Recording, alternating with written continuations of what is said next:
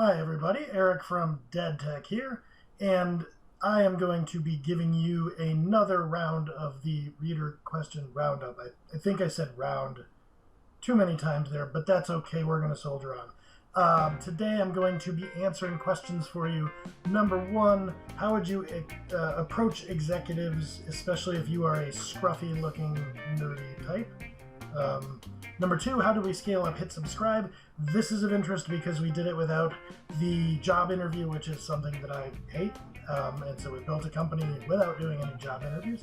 Number three, a technical manager asking very micromanagery heavy questions that the reader calls something known as idealist questions. This is sort of inside baseball for the Dead Tech blog, but I'll explain a little bit about that. And then the number four thing we'll tackle if we have time is a little bit of advice about the corporate 401k and what to do about that if you are leaving.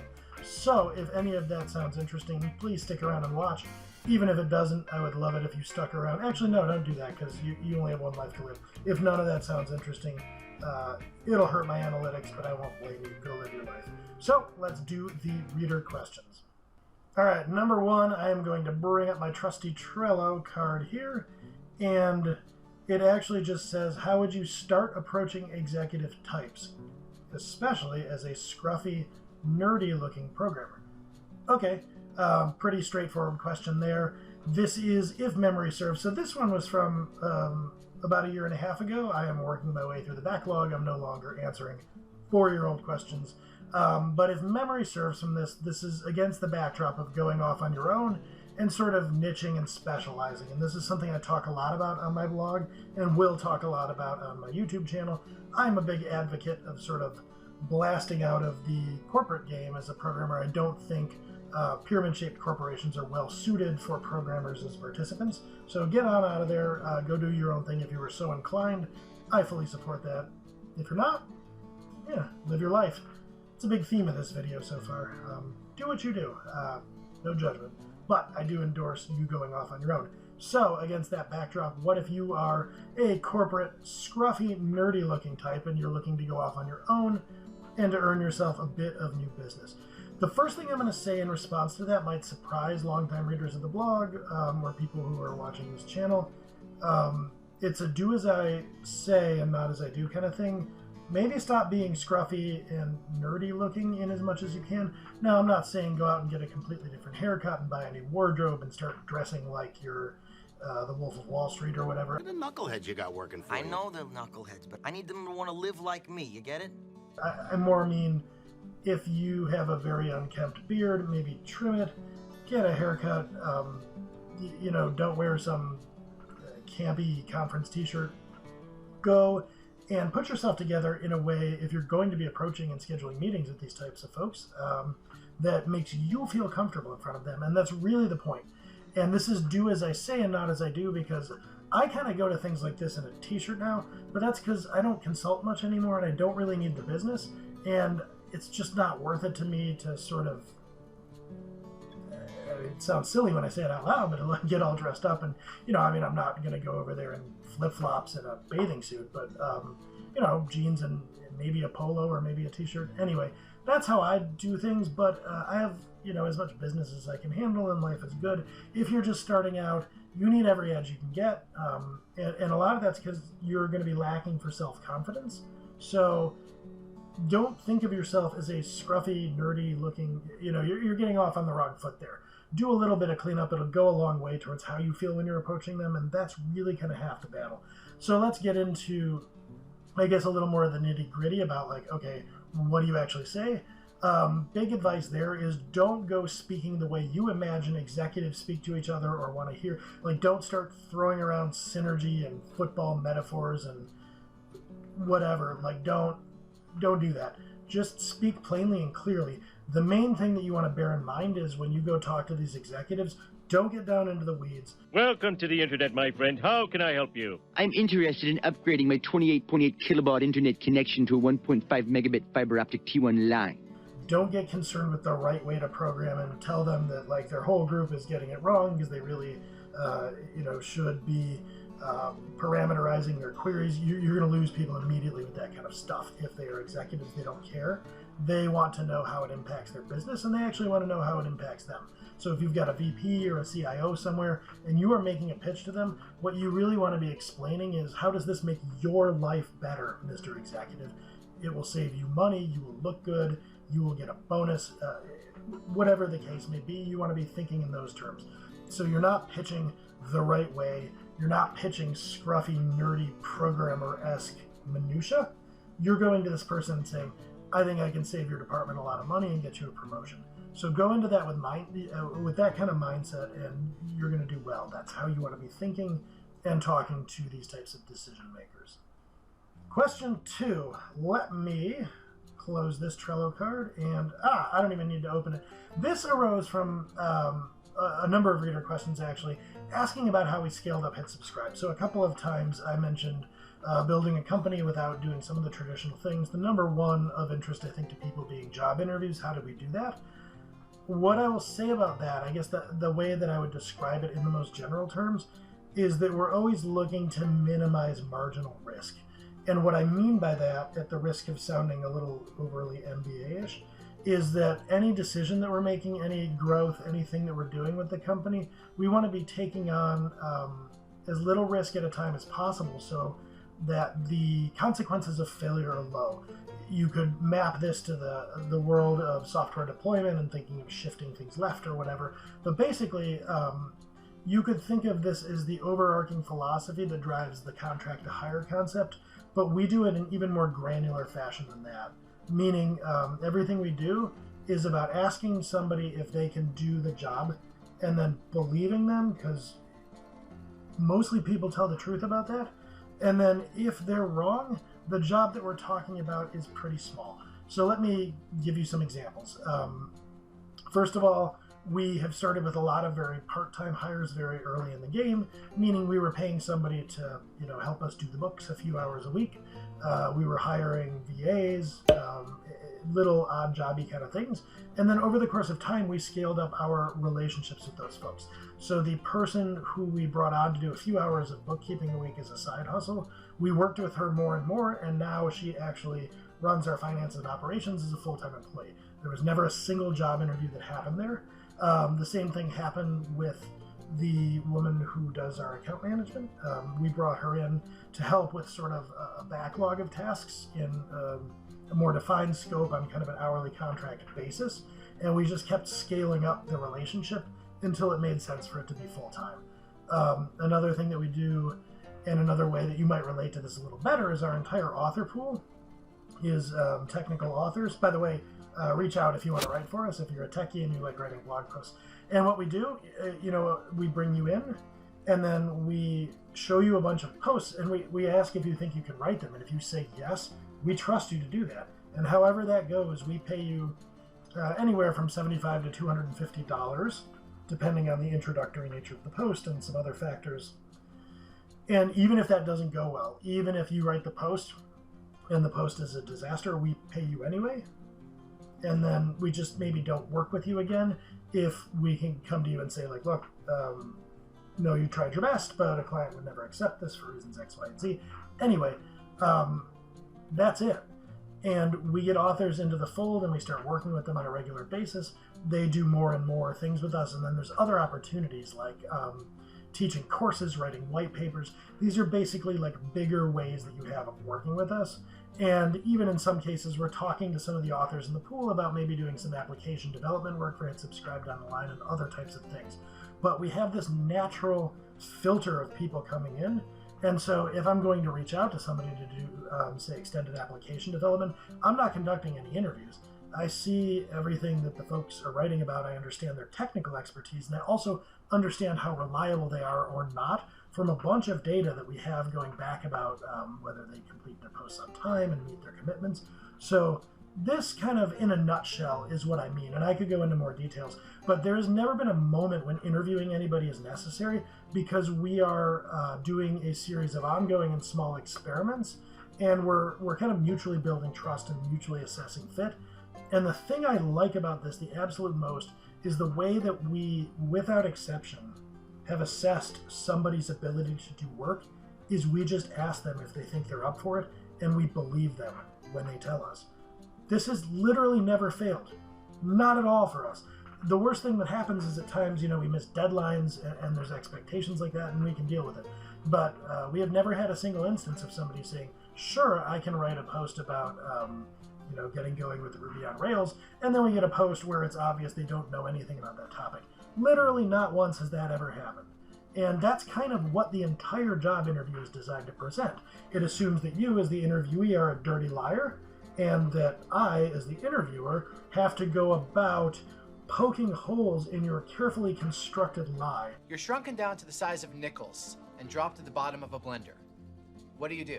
And I just don't like doing business that way. So, this is all the scaling up we're doing is based on this kind of not just contract to hire concept, but minimized marginal risk and trust concept. And I get a lot of people who at every stage of the game has said, that's fine and good, contract to hire can't scale, and so on and so forth. Stay tuned, because we have scaled up this way every step of the way, and we have no plans to abandon this model of scale either. So I'd like to at some point prove that you can sort of scale indefinitely if you want to, in a way that doesn't involve treating adversarial strangers to games of trivia. So anyway, I will get off my soapbox. That is my answer to how we've scaled up. Hit subscribe. I get enough questions about that weigh in the comments if you would actually like to see me maybe do a full video and elaborate on some of these things.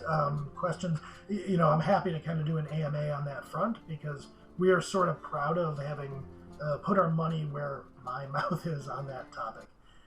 Okay, so that is the end of question 2. Seriously this time. All right, question 3.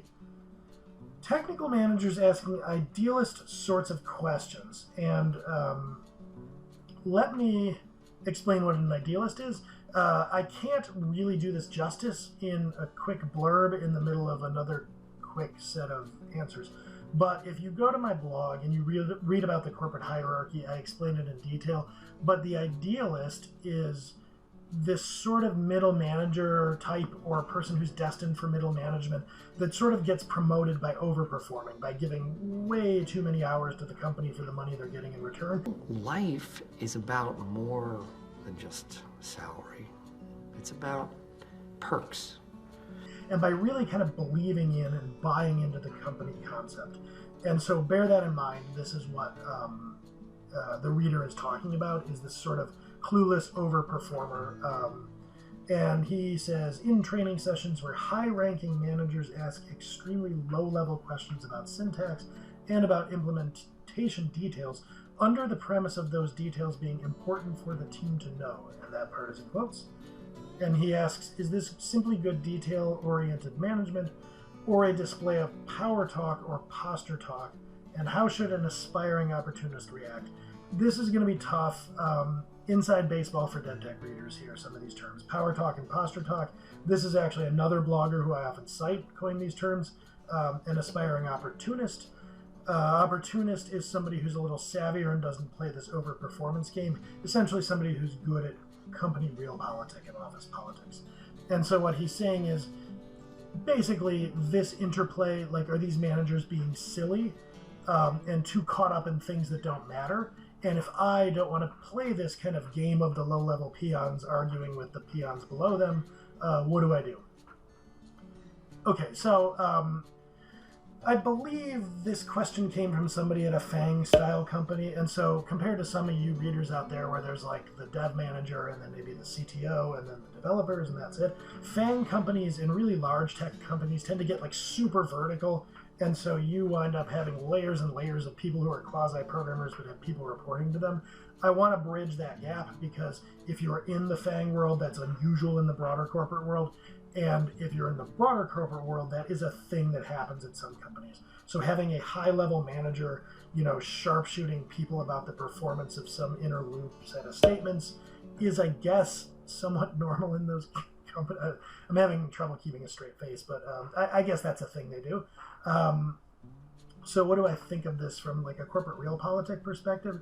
To answer your question, reader, I would consider these journeyman idealists and not regular idealists. So a regular idealist is a big believer in the company, would never let anyone forget that he or she is the boss. A journeyman idealist is a big believer in the delusion of like this grand meritocracy of programmers. So the kind of person that thinks everybody who is senior gets there because they're the best programmer and who gleefully administers whiteboard interviews. I call these people journeyman idealists because they sort of ignore the essential value of the work that they do in favor of like coderjousts.com and stupid competitions. So these types of managers that are doing this are sort of delighting in their position of authority to have a ready-made way to win these arguments. Is this good detail-oriented management? Absolutely, categorically not. This is terrible management. It is called micromanagement, and getting in the weeds and arguing with people about this is bad management. Good management would be to let your folks make mistakes within a relatively safe set of confines, so they go learn some lessons themselves, and you help them out and say, look, here are the lessons to be learned. This is, you put something slightly wrong into production, you will probably never do that again. That's good management. It lets people grow. Going back to the days, probably for these people 6 months ago when they were some grunt and arguing with the current grunts, not good management. That's just peeing on fire hydrants. How should an aspiring opportunist react? Honestly, get the blank out of that situation. Like, leave, transfer to another department, transfer to another company. You are buried below so many layers of journeyman idealists and regular idealists that you are going to have to act like an RPG character trying to get to level 99. Like, it's going to take you forever to run the gauntlet of programming knowledge to get to the point where you start to become a manager, and then you have to like run the gauntlet of company rah-rah crap before you get to where the opportunists with the power stakes hang out. That is a lot of crap to blast through to get to the top. An opportunist would not stay in that environment. There's just no winning. All you could really do is pay your dues and roll your eyes and hope that after 20 years you have some actual organizational authority. I wouldn't stay there. Yeah. Sort of depressing, but hey, that's why I'm a big advocate of the free agent life. There are companies where that isn't true also. If you've got that much kind of nonsense going on above you in any situation, go away. If, on the other hand, you're somewhere that you have some autonomy and can grow and demonstrate value, there are ways that you can move up. So just look for a better situation. Okay, let's do question 4. And this one is actually going to be pretty easy. So, it is entitled Stay on a 401k, and the reader asks, hi, can I negotiate with my soon-to-be former employer to allow me to continue on the company's 401k? I have to resign and relocate, and my employer has offered me consulting. Can I ask to stay on the 401k and or the benefits plan? Nope. That was an easy question. No, you can't do that. Legally, a 401k is literally a salaried W-2 arrangement. So if you are leaving the company's official employee, no matter how close and cozy a relationship continues to be with them, they literally cannot do what you're asking for. It is illegal, and there is no mechanism through which their payroll and benefits administrator could possibly do that for you. So that's an easy one. I will say, if in case what you're asking is can you keep the 401k rather than continue to participate and contribute, the answer to that is yes. If you leave a company, that 401k continues to be yours. You can leave it alone as long as the company continues to maintain the plan, or you can roll into some other investment vehicle. So if you're asking whether you can keep contributing as if you had never left, no, there is no way in the universe you can do that. If you're asking whether you're going to lose your 401k fund, no, you will keep that minus anything that hasn't vested when you left. And I am not going to go into what that means because that is not even just a different video. It's a whole different line of work that I do. But you might want to go look up vesting if you don't know what that means. You could lose some money, but probably not a ton, hopefully. And that'll do it. I think that is all the time I've got to answer questions. So hopefully you've enjoyed these answers and this kind of live talk. I enjoy doing these videos. If you did enjoy it and you want to see more like this, please feel free to subscribe. And if you click the bell, you'll get a notification every time a new video comes out. If you like this, please give me a like. It helps the channel. If you disliked it, I do not want false hope. I do not want anyone's pity. You can give it a thumbs down if this was awful for you. But in either case, I am having fun bringing you these videos, and I'm going to keep doing it. So, as always, thank you for watching, and I will catch you next time.